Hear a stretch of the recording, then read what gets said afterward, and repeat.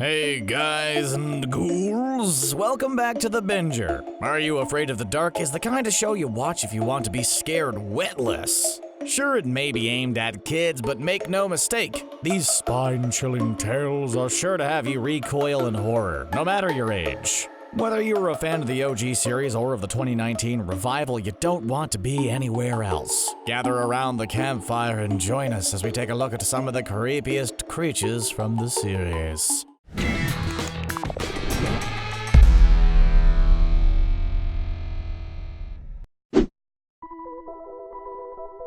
Our first entry comes in hot on the tails of the 2019 miniseries. When it was announced that the Midnight Society would be gracing our screens once more, we could barely contain ourselves. What sort of new creatures would we be faced with? Our feeble imaginations could never have anticipated what was coming. Mr. TOPHAT looks like he's emerged straight from a Panic at the Disco music video. Only he's even scarier and has less eyeliner. What makes this guy so creepy isn't just the threat of impending doom, but his charm. He's charismatic and entertaining, meaning he's a dab hand at luring his victims in. Plus, he eats scorpions like they're popcorn and has the whole maniacal madman thing going on, which is always a good quality in a villain. Let's not forget that carnivals can be eerie at the best of times, so the writers really hit on a winning formula here. They've taken something that's supposed to be fun and given it a haunting twist. It doesn't get much better than that, kids. Okay, granted, Jake the Snake may not have the kind of name that strikes fear in our hearts, but he was still incredibly creepy. When he was a normal kid, Jake loved hockey so much that he would have given anything to be the best player the world has ever seen. We've all wanted to be really good at something, but most of us do the work to get there. However, Jake took it one step further and got his greedy mitts on an evil hockey stick that helped him win. Everything comes at a cost, though, and the stick turned Jake into a reptilian monster. Imagine playing opposite of that on your away game, as if angry hormone-ridden hockey players weren't enough to make you shiver. Jeez, Jake was really scary in a moralistic way, like an Aesop's fable. Work hard for what you want and don't cut corners. Frankly, having these kinds of life lessons injected into our after-school entertainment was enough to have our pulses quicken. We've seen a lot of wayward parents in the series as a whole, but none as unsettling as the ones in the 2019 revival. Rachel moves to a new town, and her mom is so over the top it hurts. She's the epitome of annoying, rummaging through the unpacked boxes and talking at a constant high-pitched yelp. Her positivity is overwhelming, making her feel like a Stepford wife. What have you been putting in your Cheerios, lady? If that wasn't enough, when Rachel's telling the story of the little girl that goes to Carnival Doom, her parents are intensely weird too. They're happy and smiley while their child is having a psychotic break, trying to make sense of everything. They're not in the least bit concerned about their kid genuinely freaking out. Instead, they just stand there, nodding like those little dogs you put on your dashboard. Don't they care that kids have gone missing? All in all, the parents throughout the show often leave a lot to be desired. Maybe they're all clones or simply delight in seeing their kids go through the ringer. Whatever the reason, the parental units make up a truly sinister element of the series. It might feel like clowns have only started to flex their macabre muscles in recent years. With the reboot of Stephen King's It and the like, clowns have officially cemented their bad guy status. They've always been a little shady, though. The original run of the show featured a few smiling menaces, including the Crimson Clown. This funny man is essentially a terrible, evil spirit that feeds on the negative emotions of people.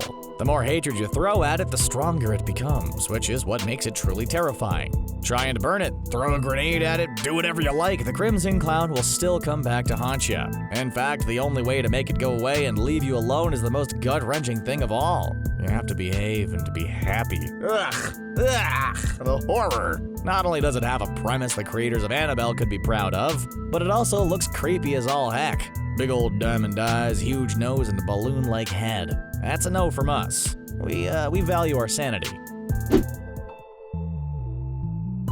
Yep, we said it. We're turning on the good guys. So what? This is Are You Afraid of the Dark? Anything's possible.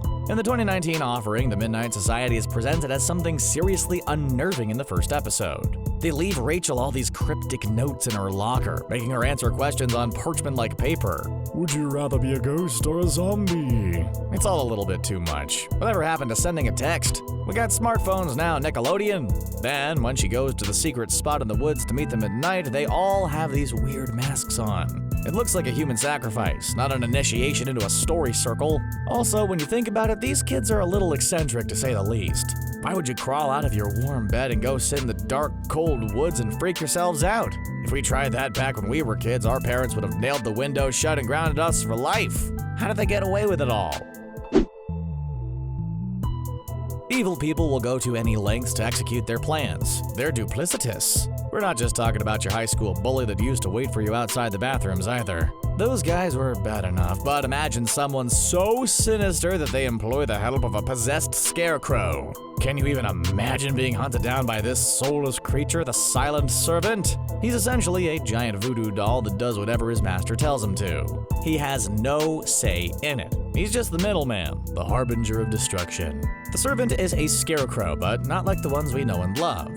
You'll never catch this guy dancing along the yellow brick road with Dorothy or asking the wizard for some brains. He doesn't need no brains. Someone else is doing all the thinking for him, so he can't be reasoned with, and he has nothing to lose, except maybe a little padding. How scary can someone named Gordon be, right? Well, haven't you ever watched Ramsay's Kitchen Nightmares? They can be fiery. Of course, we're not thinking about overdone filet mignon here, but things that go bump in the night. And Gordon Ankers is one of them. Gordon and his family moved into a new neighborhood and started to feed the local stray animals. At some point in time, the little kid was transformed into a werewolf. Far from the Twilight-era big dogs that are depicted on the TV now, Gordon was seriously terrifying.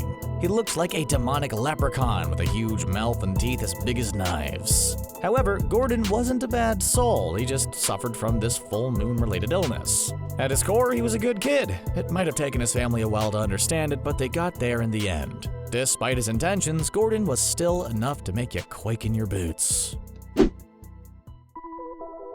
Way before the likes of Brad Pitt and Tom Cruise were glamming it up in Interview with a Vampire, there was NOSFERATU. There was nothing in the least bit Hollywood about this guy, who is the ultimate bloodsucker. You wouldn't want to meet this bitey little scamp in the dark alleyways of Transylvania, that's for sure.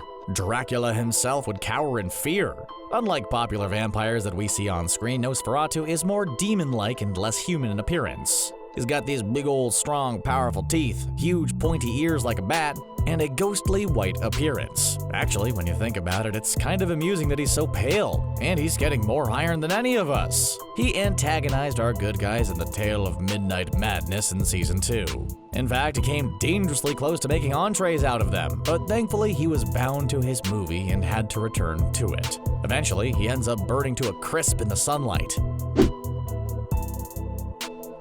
Actor Elaine LaRoche had us all peeing in our pants as the creature of darkness. This sunken-eyed charmer made a name for himself in the tale of the Quicksilver. Turns out he's a demonic ghost that is pure evil. Now, you can't really get any creepier than that, now can ya? When the cemetery he was laid to rest in was built over, he did what any ghostly entity worth its salt would do. He picked himself up by his ghostly bootstraps and started haunting the place, inflicting pain and suffering on all the inhabitants that were unlucky enough to live in the house over his grave. When a girl called Laura tried to banish him for good, her magical ritual backfired, and he claimed her soul. Yikes! Laura came back as a ghost to warn the future residents about the creature of darkness. And eventually he was trapped. It's a little worrying considering he hasn't really gone. He's just shut inside an amulet for all of time, cooking up devious deeds. What if someone sets him free? He'll have had years to plot and scheme. Out of all the creatures we've seen, not just in this video but throughout the entire series, this guy has to be one of the worst. Corpse by name, corpse by nature. He's a big old fleshy mess that can turn invisible and blend in with water to sneak up on the innocent. There is a clue when he approaches though. As he clearly isn't a fan of deodorant, the corpse smells like what you think it would smell like, and that isn't pretty. The stringy, smelly dude was the unfortunate victim when his grave was disturbed to make way for a new swimming pool at the local high school. While his other dirt-dwelling buddies got brandy new resting places, he was forgotten. Really, you can't blame the guy for being a little peeved. Wouldn't you be? The corpse terrorized the kids at the high school, trying to pull them to their own watery ends. The main characters of the tale eventually dissolve him with some acid, but he really is the stuff of nightmares. And to think, we watched this show when we weren't even old enough to get out at night. And now we declare this meeting of the Midnight Society closed. What do you think? Did we pick out some of the characters that make you lie awake at night? Sound off in the comments below. But before you go, be sure to give this video a big ol' thumbs up and hit that subscribe button. And as always, thanks for watching.